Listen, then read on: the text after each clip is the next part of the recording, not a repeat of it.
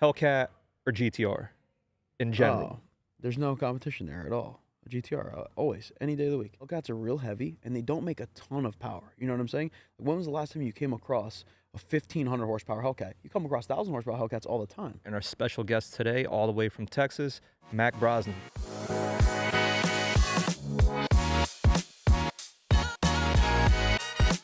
Eat, Sleep, Race podcast. We're here at the PRI Trade Show, recording live from our booth. I have my co-host and partner, Hugo ESR, and our special guest today, all the way from Texas, Mac Brosnan.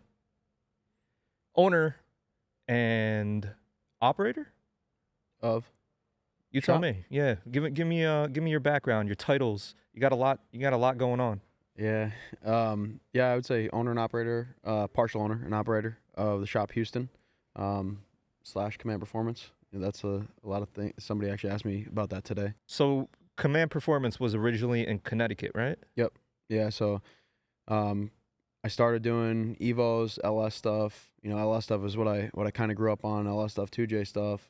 And then I had an Evo when I was in college, and it's always broken because it's an Evo. So that was a yellow one, right? No, black. No. Never had a yellow one? Nope. Were your letters or yellow or something? Nope. Wrong guy. Wrong guy. Yeah. That's your other guy. So you went from Evos. How did GTRs come in? I started when I was a freshman in college. I started working for Doug Ross at Weapons Grade Performance. Rest in peace. He passed a couple years back, but I started working for him, and I learned GTRs that way. And when I started to do it full time, I really knew like Evos weren't it for me. I hated working on them. Like I didn't want to do that. So GTRs were it for me from there because I already knew them inside and out. So you're saying Evos are hard to work on? I mean, they're just like I said. They're always broken. It's not, and it's The like specialty. I love them. I special place in my heart. I still got one. I got a white 06. Like, Did you ever work on Subarus before? Because that's another thing about Subarus. Everyone's, Oh, I love working on Subaru. It's very lucrative. Subaru Job security. Those are always broken. So I actually keep a Subaru short block in stock at all times. Because they're always bullshit. broken. At least one. Because I'll buy them all the time. Because you find them on Marketplace. They kicked a rod out of them. They have a broken ringland, something like that. I buy them. I already have a short block sitting there, and I put it back together and sell Quick it. flip. Yeah. So if you had to pick one preference, would you rather work on Mitsubishis or on Subarus, and why? Honestly, as much as it pains me to say this, the Subarus are actually easier to work on. And they break more often, meaning you have more customers? Yeah, in a way. I mean, I don't do too much of them anymore at the shop-wise, but I still, any chance I get to buy a broken STI, I buy it. To flip. Yeah, oh yeah. Because people pay good money for them, obviously, and they're always broken. So That's but cool. It's usually, That's Evo, actually a good Evo thing. can be a lot of stuff. Evo can be a transfer case. It can be a trans. There can be different kinds of issues. But the Subaru is The motor. 95% just the motor. And they have the same motors from, the Evo was only 03 to 06 with the same 4G63. And even then, the 05 and 06, between 05 and 06, they went to the Mavic motor, so it changed. Yeah. So there's a lot of different variables. That Subaru has the same short block from 04 to I don't even know when. Yeah. So once you modify these Subarus, I never had one, they just break? I mean, they're good cars. Don't get me wrong. Again, pains me to say it, they drive way better because they have a 2.5 and they're, the boxer engine. They, in my opinion, they're way better to drive in terms of just driving around on the street because they're way more torquey. They, they come on pretty good. Like they're a good car. But they're just not as strong when they're stock. They break ringlands a lot.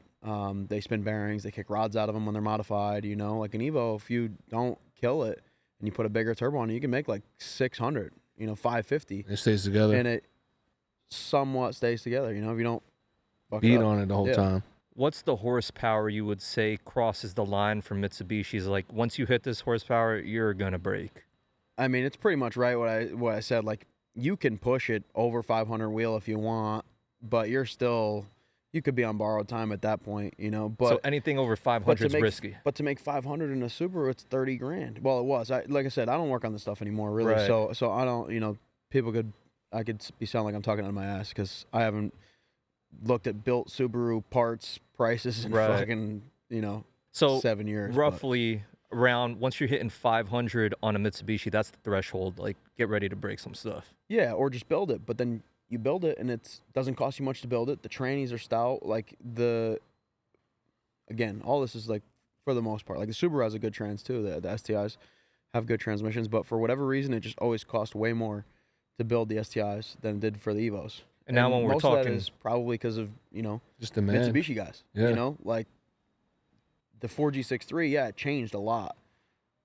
But it's the same shit from a GTST, from a older Eagle Talon. Like, Shared a So- lot of same parts. yeah, so you can do, because the Mitsu guys, they do a lot with a little, Yeah. so that went and carried on into Evos, and that made it so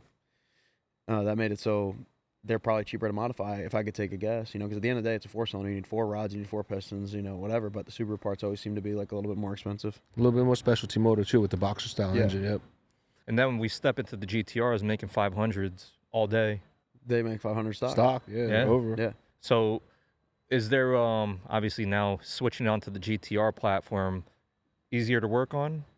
For me, Yeah. I could take a GTR motor out faster than I could take an STI engine out, So they're hard to work on in the fact that pretty much anything you want to do to it, that's, You got to pull the motor. yep, motor comes out the bottom. Mm-hmm. But once you do it 2 or 3 times, it's easy. So before you made the move from Connecticut to Texas, how long were you doing Command Performance on the GTR side? When I first started, I had a small shop. I had 1 bay. So I knew that I wanted to work on GTRs, and I was working on them a little bit, but I didn't want to advertise that I was working on them, Because because then you didn't want if I to get want somebody to bombarded. come and spend $100,000 with me, I can't have their $100,000 car sitting outside my shop, Right. for 3 months while it's getting built. And I only had literally 1 lift, a dyno in a 1 bay shop. Like, my dyno payment was more than my rent when I first started, So it was hard for me to try to get the customers that I knew that I wanted in the future.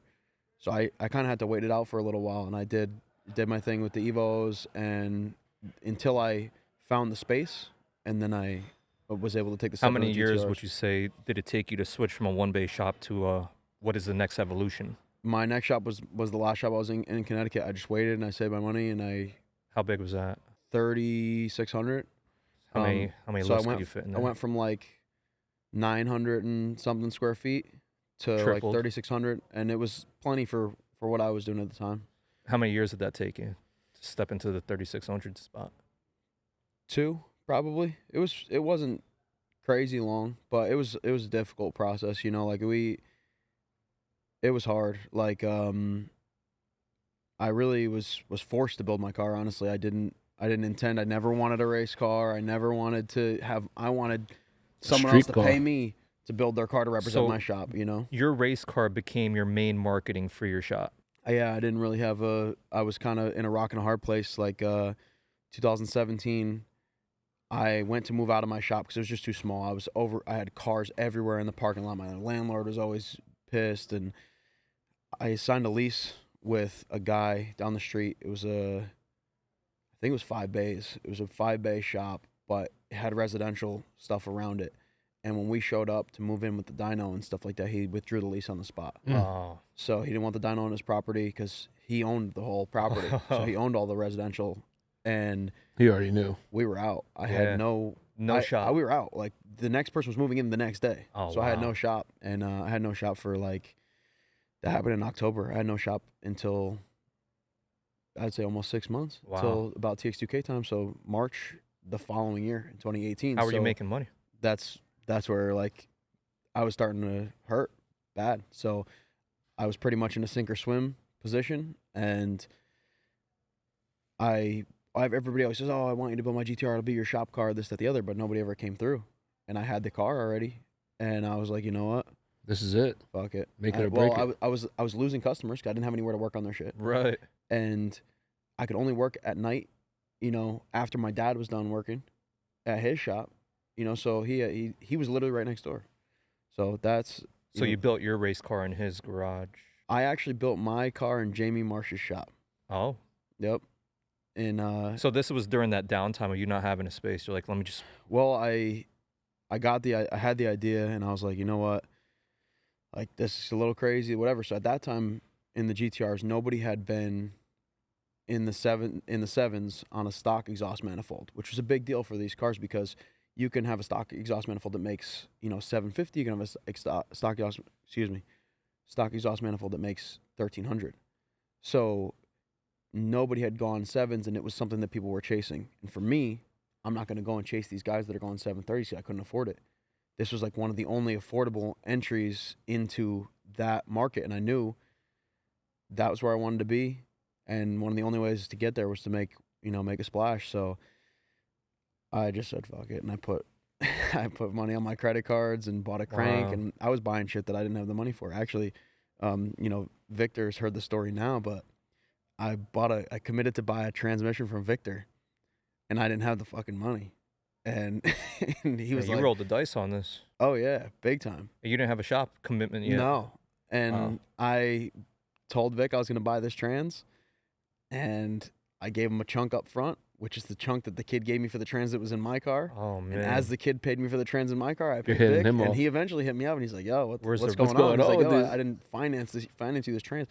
I said, "Bro, I bought a house. I can't be spending, I can only spend X amount a week." He said, "Oh," we weren't tight then. Now Yeah. we're tight. Like Victor's one of my best friends, but then I was like, "Dude, I bought a house, like whatever."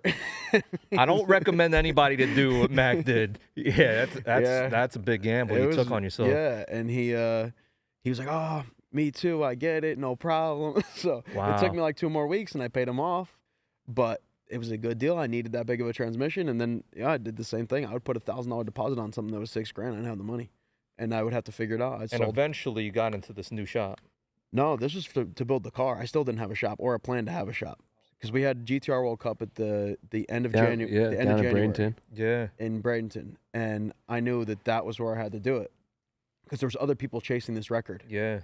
And at that point, the GTR community was really like tight knit, so everybody knew what was going on. People were really following the stuff actively. The records were all like, figured out. It was a big thing lists, for the time. all Yeah. this stuff. Yeah. So I was like, I need to do something. I can't just say I work on GTRs and have all these people bring me GTRs. I want to prove that I'm The guy. capable, and the best. So So you raced Hare- that GTR World Cup, broke the record, Yep. and is that it? Like it was fairy tale story from that. It's The calls pretty- started rolling in. Yeah, so Oh, like really? I hit up Rob Harper on December 31st, and I said, "Hey, I'm trying to do this." And he said, "You'll never put the car together in time, but if you do, let me know." And me and Chris Rice, Chris that's always with me, we went. I asked Jamie. I said, "I need to borrow your shop for a couple weeks." We took the car apart. We built the car in like less than 30 days. We went down there. I just started it. That's it. Put it in the trailer. It wasn't tuned. Rob met me in Florida. We put it on the dyno at Titan, and we went out and we're like, "Oh, the front wheel drive's broken." And there's a whole like 1320 did a thing on it at that time. This is in 2018. And and we went, eventually we made it work throughout the weekend, and we ended up going like 770. And it pissed a lot of people off. A But lot. you ended up getting a lot of customers off of that. Yeah. So somehow I get back, and we're like 2 weeks after World Cup probably. I was so without a shop, I didn't even set an alarm in the morning. And I looked over. Because you had nowhere to go. I had nowhere to go. Yeah. Like, I would just tell Chris, because Chris worked for me at the time. Chris stuck with me through the whole entire thing. And, I could barely even pay the kid. I literally didn't, this was a huge, huge risk. And I looked over, my phone was ringing, and I answered it, and it was some dude right by Jamie's shop, Jamie's landlord. And he hit me up. I had talked to him 2 months prior about the shop. I was like begging him to rent me. The shop was beautiful. Yeah. And he had a vacant lease, so they were still paying on it, but they weren't in there. I was begging him, and he hits me up, and it was like 7 a.m. I wouldn't even have been up, and I just happened to roll over. My phone was ringing, and I answered it. He said, "If you want it, it's yours." I went down there, and literally right after that event, the phone started ringing. Yeah. But I couldn't take in any work, really. You didn't have no place to do it. And then after that, it was just... Rest is history. So Yep. you moved into this new shop. You end up moving to Houston for the shop Houston. A year later, probably. a little over a year later. All that effort to get a new spot, and you end up leaving a year later. Yeah, it was a year. It was a year and a half, and even that, I wasn't even zoned for automotive in that shop, and I was getting ready for TX2K, and I was bringing 3 cars, and I literally like begged the guy. I'm like, listen, I'm gonna go through with the zoning, so I had to go through planning and zoning with the town, all this stuff. I'm like, I'm gonna go through with the zoning, but I need you to let me put up 1 lift. Like, I won't mount anything to the walls. I just need to put 1 lift in here and work. And so we were able to do that and built the cars for the event, and we brought 3 cars down there. We won 2 classes. The other car that came with me was in my class, so I won that class. My buddy Dan won the other class. We won one and runner up at GTR World Cup before then, so we started to make a pretty decent name for ourselves. And it was depending on who you asked, like I said, we were upsetting a lot of people. We're 23 years old, out there. I was just about street to ask. racers, Those are talking young shit. kids. Yeah, like people were coming over like, you're a piece of shit. Like, these older guys. That's wild when you put this into retrospect, because everything that you're saying, you were 23. Yeah. Man, good for you. Yeah, it was hard. It was like it was a huge risk, and like I said, I bet on it. I put my bill at Crank on a credit card. I told some dude I was gonna buy his Motec. I gave him $1,000. That was the $1,000 I had. You gamble? No, because you got that. You got the guts that I can see you like a online blackjack player or I was something. like, yeah, I'll pay. Next week I got some money coming in, whatever. I sold the titanium exhaust off my car because I was like, fuck it, it's not a street car anymore. Yeah, you don't need it. Sold it, and I bought a used Motec. Like I just literally made it work. And so I know there's the shop CT and then the shop Houston. You're in CT already. Yeah. What's the dynamic of that? And did they hire you, and did you partner because Command was doing so well? Well, that's why they had contacted me originally. Originally, I went down there to train some of their guys. Why weren't they doing any of this in the CT? Because that existed already. It's totally separate entities. Oh, They're just the same kind of name. get out of here. Yeah, I no, thought they were no. correlated. Nope, not at all. Did not know that. Shop Houston already existed. They were doing GTRs and trying to get big into the GTR market, and there's so many GTRs in Houston. And I went down there to train some of their guys because they were just having a hard time. Like, they were getting the business, but they were having a hard time getting the cars done. Like, they just didn't have the guys that knew the platform enough to get it to the finish line. You know what I'm saying? So I went down there originally just to start training their guys, and then they had made me an offer, and we went back and forth, and eventually it came to where we agreed on something. But Enough to get you to close your shop in CT. Did you end up closing that shop? yeah, I mean, I still do some stuff, but I'm not up there enough to advertise it, because then I'm gonna have a full shop, and I'm not gonna be getting people's stuff done. Oh, so that building, that lease still exists? No, I moved out of there, and it was a 3-year lease, and the landlord was, because I had no intention of moving, obviously, and he let me out early. He was really cool. That guy helped me out a lot. But yeah, that's so they made me the offer, and then I was like, whatever. It's been how many years? 4 now. Yep. That was a life-changing offer he made you. It was again, it was very difficult. The original owner of the shop, originally I went down there to be, an employee. We're making a merger. I was bringing Command down there and whatever, but originally I went down there and I wasn't an owner. And the owner had some financial backing, and shit hit the fan eventually. And it got difficult there too. And we had no choice. Oh, really? Yeah, we, for lack of better words, we got left high and dry at one point, and we had to pick up the pieces really quick. Oh, so whoever was backing it dipped out. And the owner, yeah. So now we own the place. Oh, the original owner of the shop, Houston. Yeah, yep. So his backing, went away, and he went away. What? Not like he didn't go to jail or anything like that. Yeah, but like I'm done. Didn't say a word. We just were about to not have a job, so we didn't have a choice. So then who wanted up, was it your decision? We ended up getting one of our customers that had said something about being part of the shop already. Yeah. He's now a majority owner. Wow. And one of my business partners. Okay.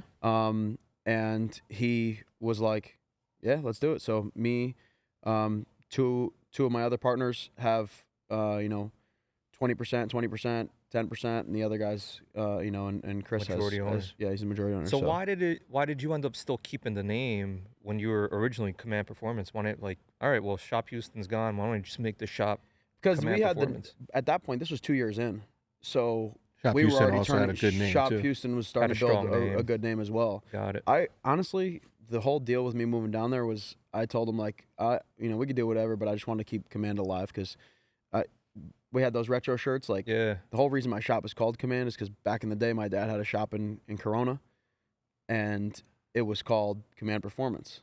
And I just remember him telling me stories when I was a little kid and everything. So when we went to open the shop, he asked what I was going to call it, and I was Command like, Performance. yeah, Command Just Performance. And he was keep it in he there. was Nostalgic. excited, yeah, because I didn't, because you knew that that's what he would like it to be called, but he didn't think I thought it was cool or So we're whatever. gonna bring it back now that you brought your parents up. I had a conversation with them earlier of like Mac is self-taught in most of working on cars. Am I correct? Yeah, So that in the cars that I work on, at Right. least, but But you've I've- been around it. yeah, my From your dad's dad. always had a car. did you ever have formal education like mechanic school or trade school or anything? No. So that was the conversation that we had, and I was like, that's pretty cool that he's so like he's got the gearhead ability to work on cars without formal education. And they're like, well, Mac's been talking about racing, like he would talk in his sleep. Sleep, yeah. Something I've about heard like those a stories. What is it, a two? Two-stroke and a four-stroke. Talking about two strokes all and four kinds of strokes shit, while yeah. he's sleeping. They're like, this is in Mac's blood. So I was like, so why is that? And I found out that your dad owned the shop previously or worked at a shop. Yeah, so my dad's always been a mechanic like my whole life. He was tech at Honda. He's the guy. He can fix anything. He's not. It's in the genes. It's not, but it wasn't really a race car thing, and it's not. So like like I said, in some aspects, I'm self-taught in terms of like the turbo stuff and The all the racing fuel stuff, injection yeah. stuff and everything like that. But like how to use my hands, yeah, definitely came from your my dad. dad. Yeah, And then they also supported your now hobbies. new habit of racing because Yeah. originally you started off in a junior dragster. Yep. Yeah. So when I was a kid, they told me if I could get good enough grades that they would that they would consider getting me a race car.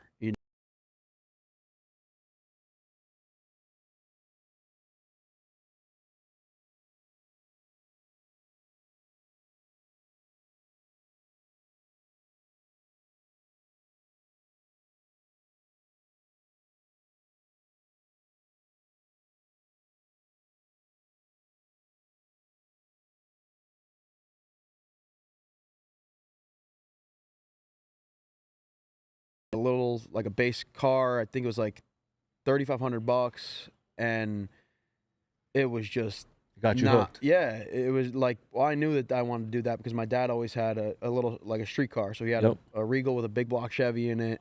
So I'd go to the track with him. I remember crying at the glass door and when he was leaving on a Friday and I had to go to school and I couldn't go to the track with him. He was going to a rental or something like that. So that's what started it for sure. And then I got into street cars and it was all over from there, really. So move fast forward now to Command Performance / the Shop Houston. After meeting you, your car's been through a couple of different changes.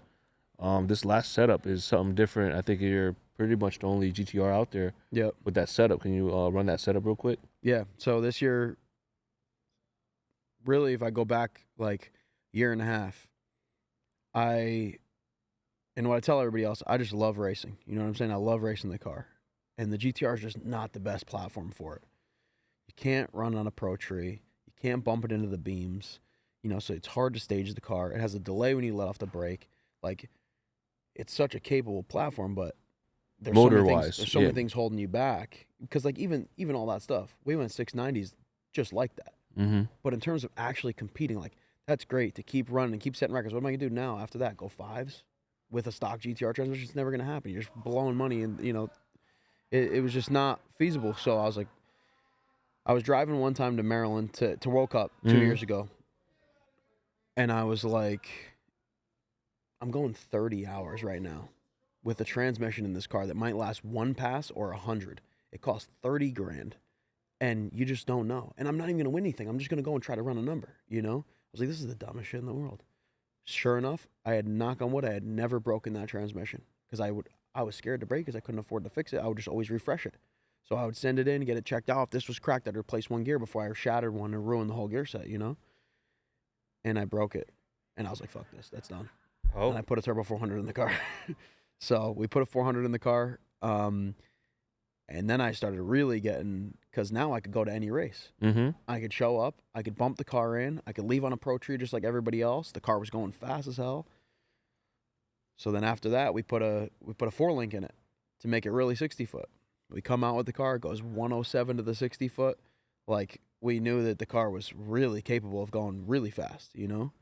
And then I started looking, and I couldn't compete in any classes. So with the twin turbos, it put me out of a lot of the top classes for radial racing and stuff like that. So I can go and I can grudge race. Most of the time you show up to a grudge event on a 275, and there's guys going 390s, 380s, you know, like, you're not going to win anything that way either. And I love grudge racing because I love street racing. But so Just be realistic. Yep. So now this year we cut the front of the car apart and we put a single turbo on it. So now we got a Pro Mod 88 on it so we can run X275. And that was the motive behind this whole change, is because just so I can race the car more. More so now races. I can go to all these same small tire events still, but now I can go to all these X275 races, and I can race at Vic's track and I can race in X. Because at the end of the day, like, if there's a big race and nobody I know is going, I don't even go. I just like racing with my friends and being around everybody and having a good time at the end of the day, because that was one of the biggest things that really pissed everybody off when we started. We were all 23 years old and we were out there having a blast. Just having fun. And ruining these guys' day, you know, because we were having fun. We had 40 kids out there with T-shirts on, and, you know, Vic used to make comments online all the time, like, that you'd always know when one of our cars was coming up because there'd be a whole, you know, crowd of people behind it, like a street race, you know? And, yeah, so that's my biggest thing. And if I can't compete in the classes that race at the events that my buddies race at, then you know, what's it for? So, what's the worst part about winning races? I don't know. You told me earlier. About winning races? Yeah. You mentioned earlier how you had more fun competition losing races. Oh, yeah. When you go let's bring that back. Yeah. Well, so the better question is, what's so good about losing races?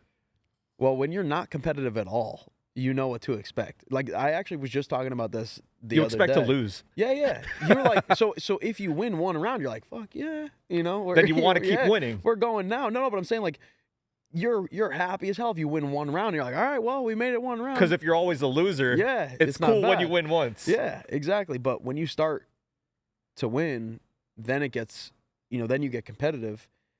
And it's not fun anymore. Anything less than that is disappointing, you know? So, like, even World Cup this year, I'm like, why didn't I have as much fun as last year? And I was like, last year I got clipped first round, so I was hanging out.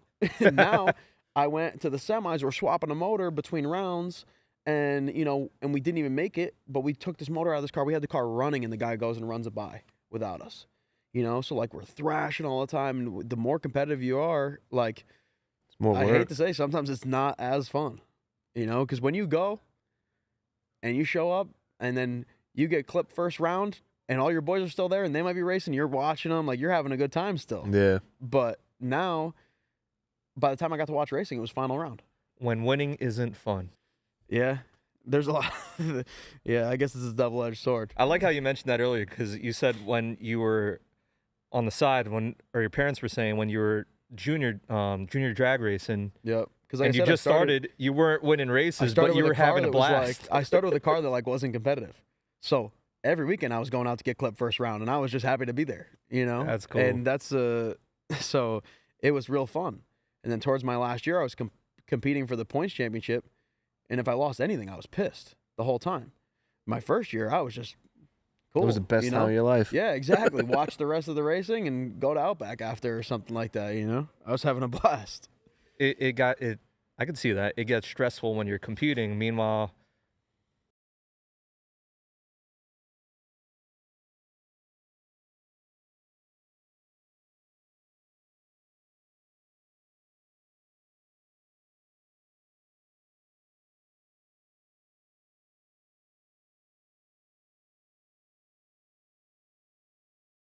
For you guys, what are you guys want to start working on different platforms? I know you guys are starting to get into some of the higher end cars above the GTRs. That's something that you guys going to get into more, or more selective? It's a tough question because the whole industry right now kind of is a question mark. Mm-hmm. You know what I'm saying? Unfortunately, aftermarket and performance stuff is typically not for everybody, but is typically a direct reflection of the market, Mhm. you know, of the No, economy. it is. Because one of my buddies put it to me this way the other day. You know, he owns a roofing company. He said, dude, if shit hits the fan, the first thing I'm doing is selling my cars. Yeah. But when shit hits the fan, people still have to fix the hole in their roof. You know Yep. what I'm saying? So the Priorities change. performance industry is really hard to do, man. Mhm. So it's hard to even say because you kind of just go with the flow. Yeah. You know, Here's what I like, whatever's though. working at the time. Here's what I like about the performance industry. We're here at PRI, one of the biggest trade shows specific for performance racing parts, if not the biggest. This is a huge show. I think we were talking about it earlier in terms of displays and vendors here. This is the most we've seen because it's going towards the Lucas Oil Stadium. So just in perspective, there's, I believe, 3 different hallways, a lot of sub hallways. Every room's full. Oh yeah. So in terms of the industry as a whole, speaking to a lot of other colleagues in the industry, everyone's doing good right now. What I like about racing, even though it is it's not a necessity, racing's expensive, right? Yeah. So if you're racing, it means you're making money. You're in a good industry. You're in an in-demand industry. So even if the economy is shifting and, you know, some people aren't making enough money, the people who are racing these cars Are still making money. Yeah. So your roofers, your plumbers, everyone who's your electricians, everyone who's still in demand, those are the same people That are racing. Yeah. So what's that mean for the industry as a whole? They're still buying parts. Yeah. They're still going to events. So although, you know, there is that Economy as a whole. economy as a whole may be in a limbo right now. We don't know, are we going this way, are we going that way? The people who are spending the money, the people who are actively racing and competing, they've got money and they're not worried about making money because a lot of these guys, most we talk to, they're overworked right now. We got too much work. Yeah. So That's what happens when you're the best in what you do. Yeah. I mean, it can go It's a both good problem. ways, you know, I because want to say have like a lot most of your customers, they all got money. Well, It yeah, ain't- that's true. But a lot of my guys are streetcar guys. You know, I race, but a lot of my guys are businessmen and stuff like that. A lot of the pro mod guys, a lot of big competition guys, those guys have businesses. Those and they're guys doing own this and that. construction Yeah, companies, this so- and that. So that's where I can see it Slight from both. I difference. can see it from both Mhm. sides for sure. But it's hard when I have a car that costs hundreds of thousands of dollars a year to run, and my business depends on other people spending money on their cars. Like Right. that's actually, you know, if you want my whole honest opinion, one of the main reasons I moved to Houston was because I went to Street Outlaws, and I noticed that every single person out there was doing something different to make money. They had construction companies, concrete companies, towing companies. And that, I swear on anything, you go back and look at any other interviews, I'll say the same thing. That's why I was like, I need to do something different because they all have something else That's that's funding. letting them do what they love to do. Because I'm out there, I've got all my guys with me. We're not making any money at the shop. I'm losing money actively while I'm out there, but I had the best time of my life. That was the first year we went to Street You Outlaws. told me that. When we raced in Memphis, I had more fun racing there than I ever have in my life. We were out there racing on the street from sundown to sunup. We'd sleep for a couple hours. We'd go fuck around in Memphis. We'd be testing the car on the street somewhere random in Memphis. Nobody's bothering you. And then we race it at night. Like we were just having the time of our lives. I'm like, how can I do this and have that much fun? Because like I said, that was, you know, it sucks to say this, but like that's one of the only times I'm like truly happy. You know? So was that one of the motivating forces for you to go down to? Yeah, because when I'm up in Connecticut by myself, that It's whole tough. shop depends on me. Yeah. You know, you're putting every dollar you have back into it. You're not taking any money out of it because unfortunately, the way the industry is, this guy owes you 60 grand. This guy's got a $20,000 bill. So it went from floating Money. 10,000 for Evos to now I've got $130,000 in receivables on my QuickBooks Yeah. that, oh, well, this guy doesn't want to pay till his car's done getting tuned. So now I'm waiting on a tuner for 2 weeks. You know, it's just A lot of It's stuff a- floating it's a around. sh- yeah, it's a hard- hard juggle. a hard thing to be in. So it's the motivation for me to go to Houston was I was getting a check every week, Eliminate some of that. you know? And like, I love owning my own business. I'll never not. You know, I hate that I'm not going to sound like an asshole or something like that. I'll never work for somebody ever again because you know, there's so many, there's so many benefits to that. But when I'm able to at least take a check from it, now I can put a little bit of money. I know how much money I'm getting every week. I can put a little bit of money into other things to make me more money. And that's the end goal. So that's why I said it's a tough question where the future is for the shop. The shop will always be there, you know?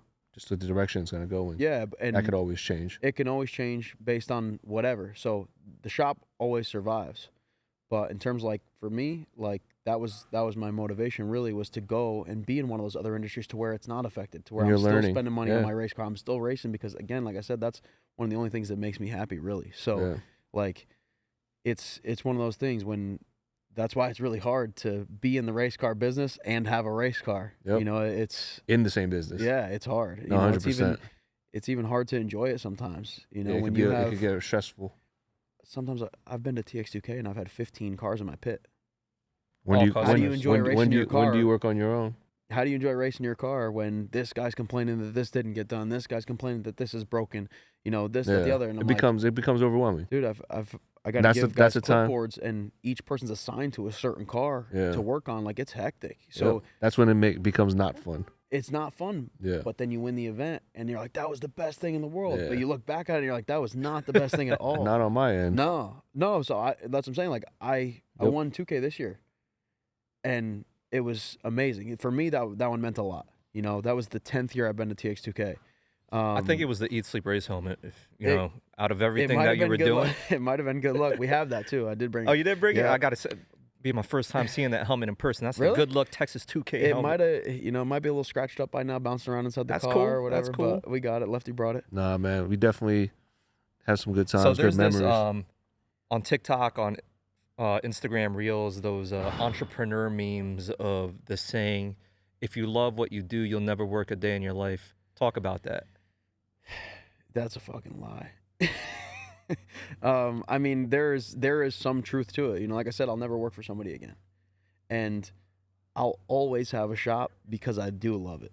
But I always told myself when I was a kid that I was never going to have a shop because I wanted it to remain my passion and my hobby.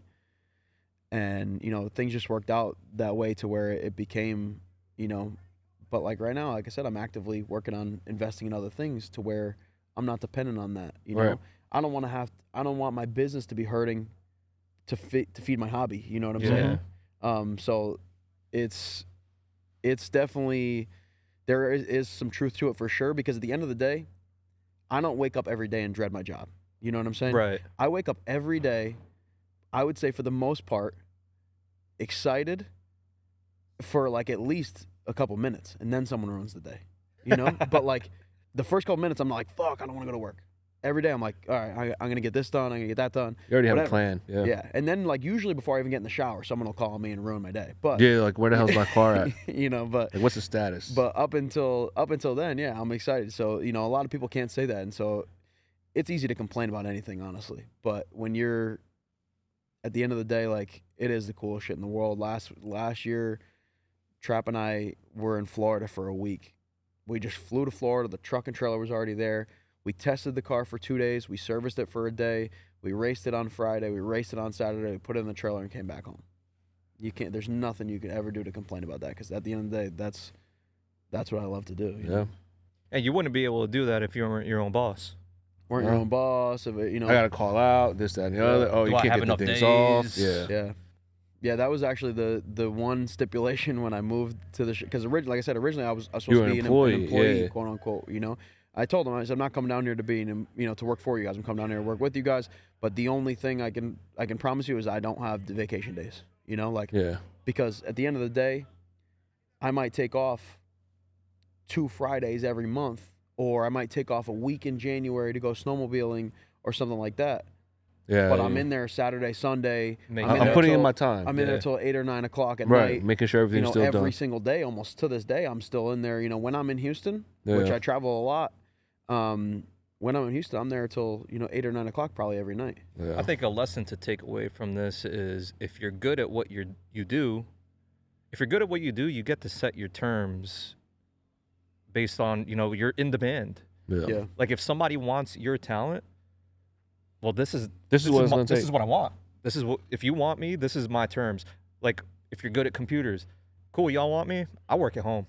Just Yeah. letting you know. And that guy's got a skill we need. All right, bro, whatever you need. Yeah. So for you, fortunately, not formally taught, you were able to hone on the skills that you knew, especially in the GTR community, on the GTR platform, and you turned into the man in demand. Yeah. The formal teaching thing is hard because I actually try not to hire anybody that was formally taught. Because you only learn one thing. You don't learn not how to make adaptive. it work.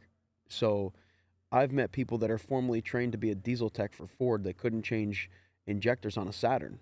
Yeah. How the fuck are you supposed to do a head gasket on a 6-liter of Ford? They have no and idea. You can't even change your own injectors. And you've on your hired car. quite a few people. No, but for sure. But So you're I saying usually you try would prefer to I hire don't. someone? I don't think I've ever hired a single person that went to school for automotive. It's usually people that learn on their own stuff because they figure out how it works. They're problem you can learn solvers. anything. You can learn anything in a book. Yeah. So how did you find most of the guys that work I at the hire shop? young guys that I can teach how I want them to work. So if somebody wants to work at the shop Houston, how do they even? I usually look at their work. So you don't Try have 'em to out. send. You don't Yeah, necessarily have to send me a formal resume. Send me some pictures. Send me some stuff that you've done, work that you've actually done. That's how I hired the first kid On the that ever- GTR platform, or Just No, in general. because anybody can, as long as you can use your hands, you can You can work on a do car. anything. As long as you can, and I say this with the most confidence. Some people might not agree with me. If you can build a car, you can literally do anything. I had to fix the garbage disposal in my house the other day. I took the whole sink apart and I took the trap off. I never done plumbing. I was like, Figured it out. yeah, because if you One can of those do a things. whole fuel system on a car, you can do a lot of other stuff. So that's how I hired the first kid that ever worked for me. I looked at his car that he was driving, and you could tell it was put together with no money, but it was put together very well because he cared. you Yeah. know? And he figured it out. So that's the biggest thing for me, because you can go to school and you can learn anything, and the minute you run into something that you haven't learned, that somebody didn't teach you, you're stuck? you're done. Like my Yeah. Evo, the first time I took the transfer case, that probably took me 2 days. So there's on the Instagram or YouTube this thing going around with Dan Rue. Oh yeah. Dan Rue said that he could beat any, Ain't no Hellcat fucking with them. That's a fact. All right. and you built Dan's car. Yeah. These guys are unrealistic. You know what I'm saying? Like, they don't know how fast that car actually is, and it's not. No, I'm not nobody saying- knows how fast that car is. No, people do, but like, and I'm not saying that nobody can fuck with it, but like, Hellcats are real heavy and they don't make a ton of power. You know what I'm saying? Like, when was the last time you came across a 1,500 horsepower Hellcat? You come across 1,000 horsepower Hellcats all the time. So You know? there's this there's a shop, we did a podcast with him, Ripatoon, who said he's got the smoke. He doesn't. I don't know who it is, but he's lying. I mean, but he made a formal call and he said from a roll, Yeah, roll racing. because he doesn't race his car from a dig. Right. You know, Right. and sure, people knock roll racing. Oh, that's gay, whatever. If you think that's Hey, gay, that's what then you we into, have that- plenty of cars that race from a dig too. Yeah, And that's- you can come with any one of them, and they all make similar power to Dan's. And we could try it out. But like, I'm really looking forward to this watching. We're gonna set this, that up. We're 'cause- gonna make sure that we're part of that setup, and Yeah, because Ripa we're gonna said get it going. he's communicating with Dan on private DM, yeah, and Dan said set it up. I'll make it happen because I respect Ripa, right? Yeah. He's like, a lot of guys hit me up. He's like a big Jersey shop that specializes in the Hellcat I got you. platform. So Yeah, that'll probably be going down. The thing is, like, he can't say, "Oh, it will never happen. None of them will ever beat me." This and that, the other. But like, it would be very hard for one of those cars to compete. And we with get that it. GTR And we from get a it. roll. And we This just is- we this just is like the the race competition. to see. We just like the yeah, I mean, competition, there- so- dude, there's all And kinds I like it of, There's because always both of you guys somebody. are friends. there's all kinds of podcasts. There's all kinds of podcasts now that have stemmed off that. Yeah. Oh, Yeah, we'll but that's a be- good call. Yeah, it's a good yeah, topic to talk but- about. Here's a good topic.